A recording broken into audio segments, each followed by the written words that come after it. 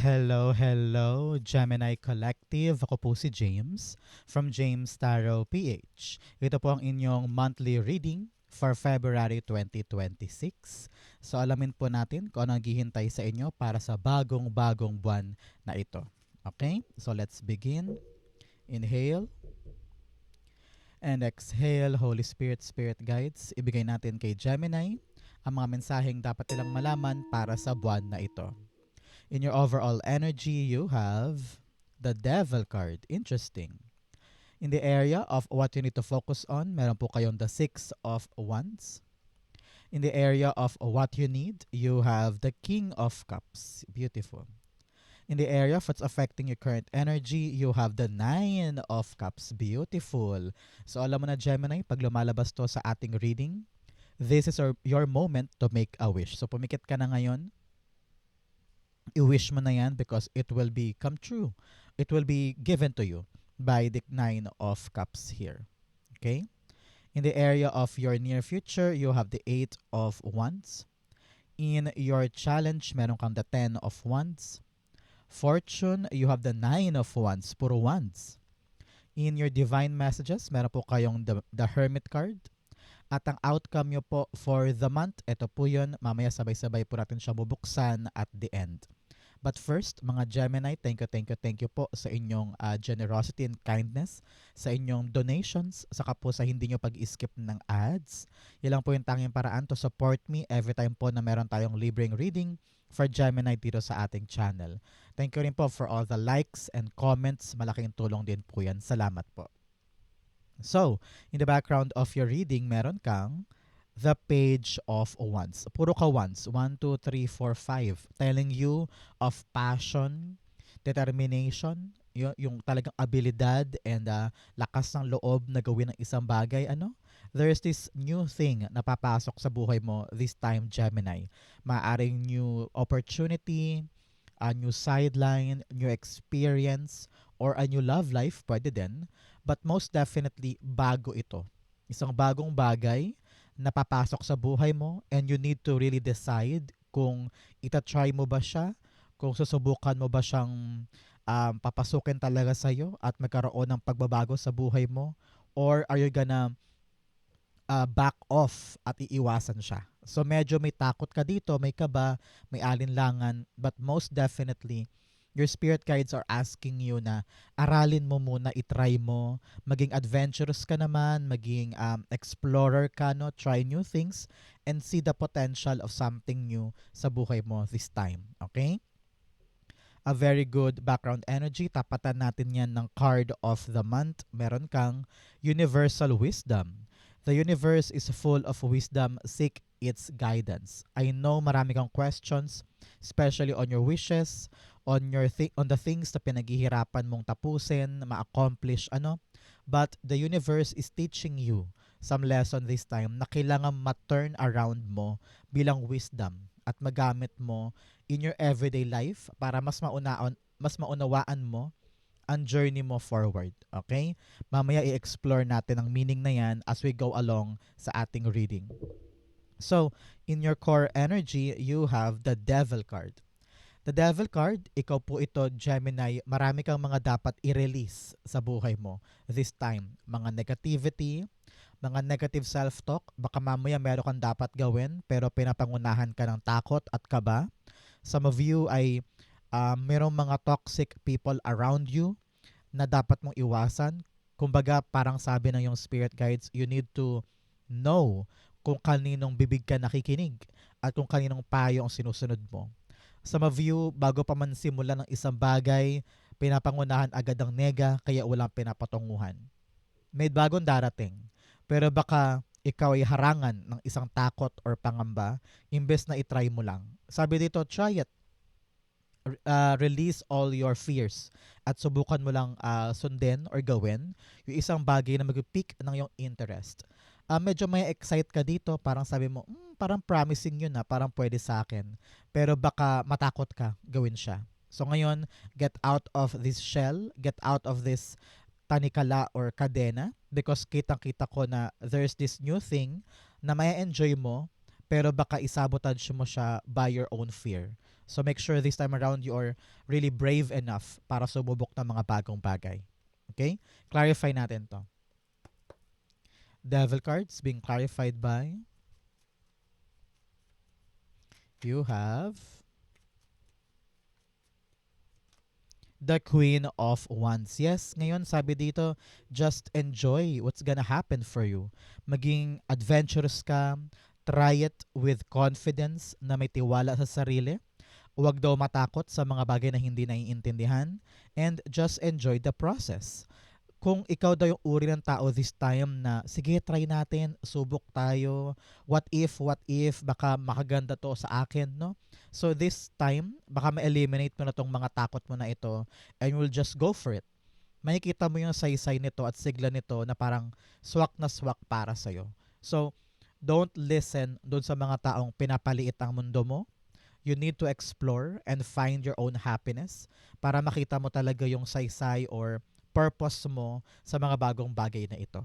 Okay? So napakagandang card of the month to para sa'yo. Ang pagdating ng isang bagay na talagang magpapasaya sa'yo, kaya huwag nating sirain ng ating mga takot at pangamba. Okay? So, Gemini, since ito po ay February reading, ano po ang inyong February goal manifestations? Isulat nyo po yan sa baba.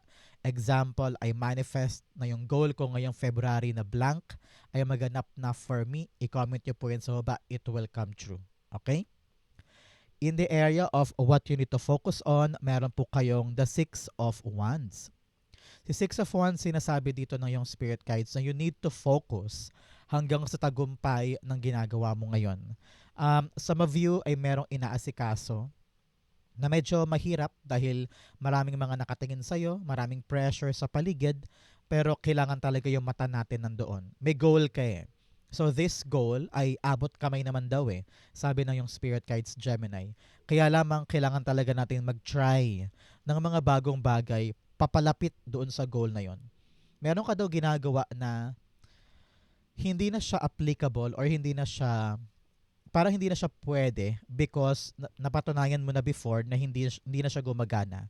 So now, kailangan daw meron kang i-apply na bagong strategy or bagong paraan para sure ball ang bullseye dito sa goal na ito.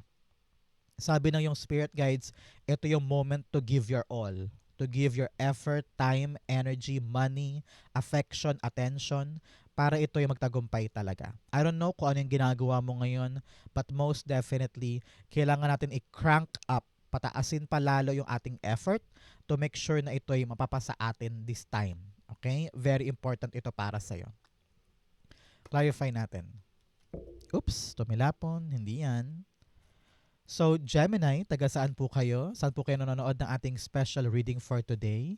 Saan parte po kayo ng Pilipinas o buong mundo? Nag-e-enjoy ng ating special reading. Six of Wands is being clarified by the Three of Wands. Yes, fortune and victory will arrive for you kapag handa kang humakbang. Okay?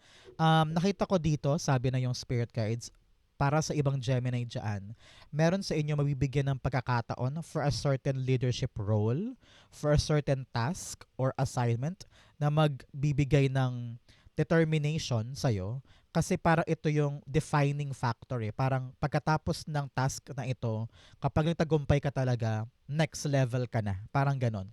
So, parang kailangan mo talaga ngayong galingan at humakbang ng masigasig para ito yung magtagumpay.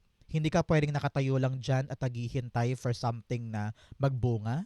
Pero yung action mo regarding this task or regarding this assignment sa'yo, ang magbibigay sa'yo ng malaking chance to make it big sa ginagalawan mo ngayon.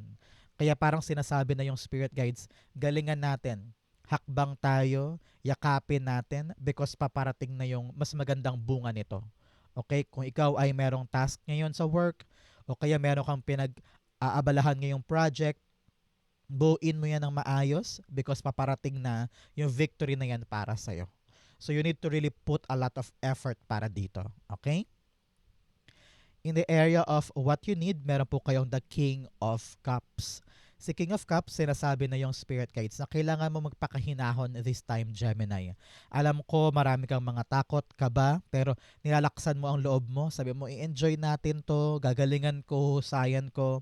But in the process of pagibigay sa sarili mo um, ng hype, hina-hype mo ang sarili mo para mas maging maganda ang disposition mo, lumalaki at lumalago yung pressure sa isip at katawan mo to make it good and to reach yung bagong milestone at mag-expand at mag-grow, di ba? So ngayon, sabi dito, kumalma ka lang because yung calm mindset and calm energy mo, makakatulong yan sa'yo para lalong bumilis yung dating ng outcome. Kasi kung medyo mainitin ang ulo mo at medyo hinahayaan mong maapektuhan ka ng iyong emosyon, baka lalong magulo yung mga ginagawa mo. So make sure ikaw ay level-headed, hihinga ka muna before making a decision or before talking para hindi lalong mapurnado yung ginagawa mo. No, malaking tulong na balanse ka. Kapag pagod na at nahihirapan, bitaw muna para makahinga, para makapag-recharge, to make things balanced. Okay? Hindi pwedeng sub-sub ka lagi sa isang bagay. Alam ko, sabi ko sa inyo na kailangan magdagdag ng effort, but also kailangan isipin mo rin yung well-being mo, magpahinga pag kinakailangan, mag-recharge kapag medyo pagod na at buwisit na, para mapanatili pa rin ang balanse. Okay? Para in the larger picture, kung ano yung inaalagaan mo ay hindi masira or maapektuhan. So you always need to keep your cool this time. Okay? Clarify natin. The King of Cups being clarified by the King of Cups. Clarify niya ang kanyang sarili. Sabi niya, oo, yun talagang sinabi ko na magpakahinahon, wag bugnutin, wag mainit ang ulo, wag magde-decide agad-agad ng hindi pinag-isipan at nadala ka lang sa iyong galit. Use your universal wisdom. Lahat ng mga natutunan mo in the past, lahat ng lessons na alam mo at sinasa puso mo, gamitin mo siyang angkla para magawa mo yung tamang desisyon at hindi ka magpapadala sa iyong emosyon. Okay? Clarify pa natin siya. Hindi pa ako kontento sa kanyang mensahe. The Devil card. Yes, yung mga takot, fear, sometimes gusto mong kontrolin yung sitwasyon, kaya parang lalo ka nabubugnot kapag hindi nangyayari ang gusto mo. Sometimes let go of that anticipation or expectations. Maging spontaneous ka lang, huwag mo masyadong planuhin lahat-lahat, no? Panahon to para mag-enjoy ka sa process at magkaroon ka ng great passion at determinasyon para matupad siya. At hindi lang basta-basta ito um, perfectionism or pagtupad lang sa isang task head-on. Kailangan na-enjoy mo din para hindi mo ma-feel yung pressure at hindi mo ma-feel na you're just doing it para lang maaprubahan ng iba or mag-people please. No? You're gonna do it because love mo siya at because alam mo yung kung ano yung dapat gawin. At hindi lang dahil sa pabigat or pahirap ng ibang tao sa'yo. Okay? Very important yan, isa-isip mo. In the area of what's affecting your current energy, you have the Nine of Cups. Meron kang dalawang nine here, Nine of Cups and Nine of Wands, telling you of angel number 9 of release. Pakawalan mo daw, Gemini, yung mga bagay na talagang humaharang sa growth mo or happiness mo. Especially here, in Nine of Cups, clarifying this, sabi ng yung spirit guides na abot kamay naman talaga yung mga wish mo eh. Abot kamay naman talaga yung mga plano at goal mo eh. Kaya lang, maraming kang mga takot at pangamba. At some point, pinagdududahan mo rin ang sarili mo or you have a lot of distractions. Maaring meron kang sugal dito, inom doon, gimmick dyan, na umaagaw na maraming oras mo na dapat i-focus mo sa pagtupad ng goal. No? So sinasabihan ka ngayon ng yung spirit guides na know your priorities, alamin mo dapat kung ano yung para sa'yo at kung ano yung totoong magudulot sa'yo ng totoong ligaya at hindi yung temporary happiness lang. Kailangan permanent thing that will bring back the life on you. Talagang gaganahan ka, may excite ka, may inspire ka na gawin siya every single day kasi pangarap mo ito. So, Gemini now, while we're talking, you need to identify kung ano yung mga panggulo sa buhay mo na laging nagpapadistract sa'yo at nagpapainit ng ulo mo at some point na kailangan talagang layuan na yan. tanggalin para makapag-focus ka sa mas importante. Okay? Now, enjoy the journey patungo sa iyong goal. Hindi mo kailangan maging perfect o hindi mo kailangan maging bihasa agad-agad or expert sa pagtungo dito.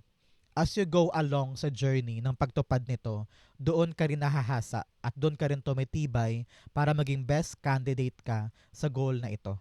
Okay? So hindi mo kailangan maging pinaka-perfect or pinaka-magaling or pinaka-maganda. Ang kailangan ng ready ka to take on the challenge hanggang sa marating mo yon. Okay? Importante naman inaaral mo eh. At binibigyan mo ng chance para mahalin yung bagay na yan. Okay? Nine of Cups. The Judgment card. Yes, sabi dito parang you need to live up to your full potential. Merong isang paraan ako nakikita dito, papalapit sa yung goal. Pero parang tinatanggihan mo, ina-avoid mo yung isang paraan. Example, merong paraan para magkaroon ka ng para makapunta ka sa Canada. Pero ito yung tinutumbok mo, pero merong nag-aalok sa'yo dito ng much better, mas madali, pero tinatanggihan mo, parang ganun. So, nakita ko dito na you need to listen and wake up to the right process na matagal nang kumakatok sa'yo at kailangan mo sagutin because that is the right way para sa katuparan ng dreams mo at yung goal mo this time. Okay? Meron din po sa inyo, parang you need to realize the truth about your goal. Meron daw mga mali kang ginagawa na dapat mong itama para makarating ka dito finally. Okay? For others, kayo po yung pinapayuhan na palakasin at pataasin ang inyong spiritual power. Surrender to God. Sabi mo, God, ito lang po yung gagawin ko. Ito yung plano kong next time. Meron po kong yayakapin na bagong opportunity or bagong proseso. Hindi ko po alam ang gagawin ko dito, pero sure akong ito yung gusto kong simulan. Kayo na pong bahala sa akin. So surrender to God, surrender your fears, surrender your worry, i-release mo lahat ng takot mo, and just go forward with your goal. Okay? In the area of your near future, meron ka namang the Eight of Wands. Napakaganda nito. After mong talikdan or bitawan yung mga takot, pangamba, at pagdududa, and you completely embrace who you are, pagdating sa mga potential mo, sa katuparan ng dreams na ito, heto ka, things are gonna be fast-tracked para sa'yo.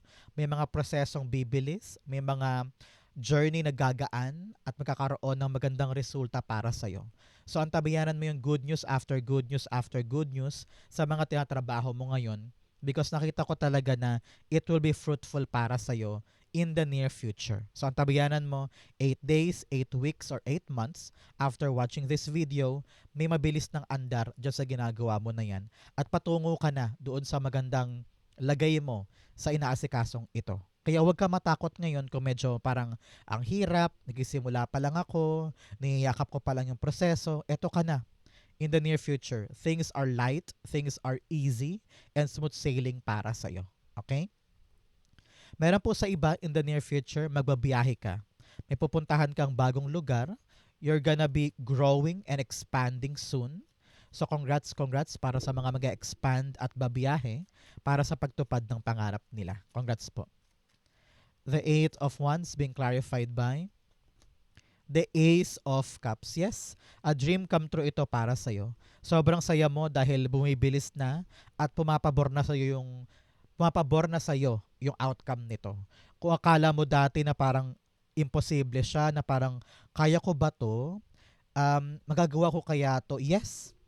A fast movement that will make you so happy dahil dumating yung katuparan ng dreams mo. Really a good news na sobrang ikakaligaya mo soon. So congrats po. Katuparan ng wish ay nandito at mabilis itong darating para sa'yo. So congrats po. I-claim mo to, it will be yours. In your challenge, meron kang break the chains and addiction. Oh, sabi ko nga sa inyo, meron kang 2 devil cards here. Ibig sabihin, meron ka talagang kinakaadikan na bagay na dapat mong i-moderate because nilalamunan niya yung oras mo para sa mas importanteng bagay. Example, gimmick-gimmick, inom, sugal, sigarilyo, or labis-labis sa panonood ng Korean novela, or labis-labis sa pag-TikTok na kinakain ka na hanggang madaling araw, to the point na hindi ka na talaga functioning well dahil nilalaan mo lahat ng oras mo dito. So make sure this time around, Gemini, you know kung ano yung mga dapat putulin, dapat kontrolin, at dapat ibalanse sa buhay mo. Okay? You also have break chains. Yes, putulin na ang chain na yan dahil paulit-ulit lang outcome at paulit-ulit na bumabalik yung problema, kaya kailangan putulin. You will know this time kung ano yung mga bagay na yan para mag-streamline na ang buhay mo at makatumbok ka na talaga sa right road patungo sa iyong talagang goals. Okay? In your challenge, meron kang the Ten of Wands. Si Ten of Wands, sinasabi na yung spirit guides na panahon na para pagaanin ang iyong mga dalahin. Meron ka daw mga kinikim-kim, mga tinatago sa puso mo na mabigat na dapat nang ibulalas para makagaan sa'yo. Meron din po sinasabi na yung spirit guides na baka mag-give up ka bigla sa isang bagay porque nahihirapan ka. Meron kang bagong yayakapin. And nakita ko talaga dito na kailangan mo maglagay ng effort para ito ay matapos. Sabi ko nga, you need to crank up, no, pataasin ang effort mo para mag-victory ka dito. And here, sabi dito, talaga namang you're putting hard work. Kaya huwag bibitaw. Pero, meron ka daw mga daladalahin na dapat nang bitawan. Example, you're working so hard para sa parlor na ito. Pangarap mo makabuo ng parlor, halimbawa. So, marami kang kailangang asikasuhin. Siyempre, puro pagod yan. Talagang hard work and puyat. Pero ginagawa mo, bumabiyahe ka pa para halimbawa manood ng gantong bagay sa kabilang bayan. Nilalamon nun ng oras mo at nagpapabigat lalo sa'yo. So bitawan yun para makapag-focus tayo sa parlor. No? Kumbaga, piliin mo this time, Gemini, kung ano yung magpapahirap sa'yo. So you're putting a lot of effort sa iba't ibang bagay eh. So make sure na kung magpapakahirap lang din naman ako, ilaan ko na sa karapat-dapat. Parang ganyan. So you need to choose kung saan ka talaga magbibigay ng hard work na may magandang balik sa'yo at meron ka talaga mapapala. Okay? Tulad ng sinabi ko, gusto mong manood ng banda sa kabilang lugar or fiesta or beauty contest sa kabilang bayan na nilamon na niya oras mo buong araw imbes na asikasuhin itong bagay na ito. So, you need to choose kung saan ka talaga mag-e-effort na valuable ang outcome at advantageous para sa'yo. Okay? Lumipad, the Nine of Wands and the Two of Cups. Yes, sabi dito, alamin natin kung ano talaga yung bagay na dapat nating piliin na karapat-dapat para sa atin. At doon tayo magbibigay ng effort at hard work. Kasi narinig ko marami kang inaasikaso ngayon na you need to realize, ay, ba't ba ako nagbubuhos ng effort dito wala naman ako mahihita dyan. So, piliin mo this time ang pagpapaguran mo. Okay? In your fortune, meron kang wise leader, you're a beacon for others. Marami daw mga tao sa paligid mo ang tumitingala sa'yo at inspired sa'yo. Kumbaga, they look up to you dahil magaling ka daw, mahusay ka, very good leader ka kapag kinakailangan. So ngayon, napakalaking bagay nito para sa'yo, para pataasin din ang moral mo, to really feel that people around me really cares for me. So malaking bagay ito para lalong tumaas ang kumpiyansa mo sa mga gusto mong gawin at puntahan. You also have beginning a new cycle, first light. Yes, talagang meron kang bagong gagawin, bagong oportunidad, bagong experience. Kaya husayan mo, huwag mong katakutan, do your best, enjoy the process, and you will definitely get that victory. Okay? In your fortune, meron po kayong the Nine of Wands. Sinasabihan ka dito ng yung Spirit Guides Gemini na itong isa pang chance na hindi mo sinusukuan. Nasabi mo, try ko pa, isa pang beses, boom, nakuha mo yung magandang resulta. Okay? So ngayon, habang nag-uusap tayo, huwag mo sukuan to. Especially yung buhay mo. Kapag nadapa ka na ilang beses, try ulit, subok ulit. This time around, bagong atake, bagong diskarte. At kalimutan mo na yung pain from the past. Baguhin mo yung atake mo para this time around, magbago yung kwento at talagang makuha mo na yung outcome na desire mo. Okay? Meron po sa inyo parang nasa ending ka na ng tough cycle. You are now really at the end of this battle. Kaya i-push mo hanggang dulo kasi makukuha mo na yung really outcome niya. Okay? The Nine of Wands, the Nine of Pentacles. Yes, you're enjoying the fruit of this hard work. Kung ano man tong pinaghihirapan mo, baka mamaya back and forth ka na sa pag-aasikaso ng papeles, dokumento, sa pag-aaral, meron ka bang pinapatayong bahay, parang ganyan, o renovation, no? Kitang-kita ko dito na nasa dulo ka na konting-konti na lang at may enjoy mo na yung proseso. May enjoy mo na yung outcome dyan. So ngayon, don't lose hope, don't lose sight sa ginagawa mo, focus ka lang dyan kasi aanihin mo na rin yung outcome nito. At hindi ka na talaga mapapagod pa dyan. You are now enjoying the fruit of that labor at ikaw ang unang-unang magre-rejoice sa outcome nito. So congrats po. Keep believing, keep doing it. The good outcome will be here para sa'yo. Okay? In your divine messages, meron kang expect powerful change. Yes, may mga malaking pagbabago na nakita natin kanina pa lamang sa buhay mo ngayong Pebrero. May aandar, may magbabago, may bibitawan. These changes are really destined for you para mag-level up or mag-upgrade ang buhay mo. You also have the energy is gaining momentum. Yes, may bumibilis sa talaga. May bumibilis ang andar kaya kailangan talaga Gemini, handa ka para sa mga pagbabago at mga dapat gawin para lalong bumilis sa'yo yung dating na mga inaasam-asam mo. Okay? In your divine messages, meron kang the Hermit card. Sabi dito ng yung spirit guides ko, merong mga moment na kailangan mo muna mag-isa. Sa kwarto, sa beach, avoid crowded places para luminis ang isip mo at makita mo daw yung tamang sagot sa mga questions mo. The universe will provide you the answer because marami kang wisdom na talagang natutunan from the past. It will guide you para hanapin talaga yung sagot sa mga tanong mo. I know minsan parang you feel lost, parang feeling mo naliligaw ka, pero sabi na yung spirit guides, you will know the answer sa puso mo. Yes, the Two of Pentacles. Make a decision this time. No, kumbaga balansehin natin ang mga bagay-bagay, kung ano yung importante, ano yung mahalaga, yun ang yakapin.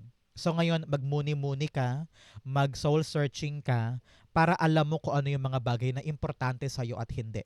Para hindi rin nauubos ang oras mo sa mga maling bagay at para ma-avoid mo yung distractions and temptation. Find what you want at doon ka kumapit from now on. Okay? Ang outcome mo ito, but first bigyan mo na kita ng fortune cards. You have broken ring, parting of the ways in either romance or business. Yes, talagang meron kang iiwanan kasi hindi na siya workable para sa iyo eh. At siya yung toxic na bagay sa buhay mo. So okay lang na masaktan, pero importanteng mag-detach sa mga bagay pag talagang hindi siya para sa iyo. Okay? You have thrown position of authority. Yes, this time around, you're gaining that power, you're gaining that control back in your life. Meron po sa inyo magpapa-approve ng mga dokumento or meron kang kailangan kausapin na person of authority, maaring boss, supervisor, teacher, or someone with higher position na kailangan mo ng approval niya this time. Okay? You have grasshopper situation in the balance that require careful handling. Yes, pagdating sa mga hinahanap at gustong masagot, kailangan daw balansehin, timbangin, dahan-dahanin para makita talaga yung tama for you. Okay? You also have hills, obstacles to overcome. Yes, may mga bagay ka talagang dapat lagpasan para makuha yung matamis na bunga. Okay? Ang outcome ni Gemini for February 2026, the Judgment card. Yes, pagkagising, bagong buhay, ready ka nang bitawan yung mga kumadena sa'yo. You're breaking free from all the judgment, from all the toxicity and negativity. At ito, nai-realize mo na yung mga dapat mong gawin, gising na gising ka na, at alam mo na yung mga bagong opportunity or pintuan na dapat mong yakapin. Really, Gemini 2.0, yung mga maling akala mo in the past, nabubuwag na yan. And ngayon, kita mo na yung katotohanan para magkaroon ka ng lakas sa loob na tahakin talaga yung tamang landas for you. Archangel Gabriel is here giving you that assurance na everything will be fine and you're on the right path, especially sa mga marirealize mo, okay? Sa mga maridiscover mong truth about your life. Judgment card, the Four of Pentacles. Yes, ngayon alam mo na kung ano yung mga dapat yakapin at kung ano yung mga bagay na hindi. So ngayon nililinis mo ang buhay mo, very balanced and stable ka na para sa totoo at saka sa mga peke. Now you know kung ano yung mga dapat pahalagahan sa hindi. Okay? Si Gemini, ito po ang inyong February 2026. Saan po kayo nakaresonate?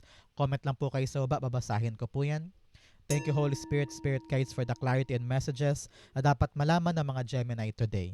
Thank you po for watching hanggang dulo. I love you. This has been James for James Tarot PH. God bless everybody.